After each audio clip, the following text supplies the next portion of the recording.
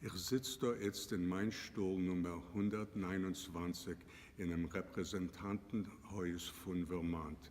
Es wird sein ein großes Covid von mir zu arbeiten da mit anderen, weil ich glaube, also viele in die jetzige Zeiten ist noch möglich zu bauen eine schönere und eine bessere Welt mit Emmes und Gerechtigkeit. Ein großen Dank zu allen Weiler in Morrisville, Elmore, Worcester und Woodbury, was haben von mir gestimmt.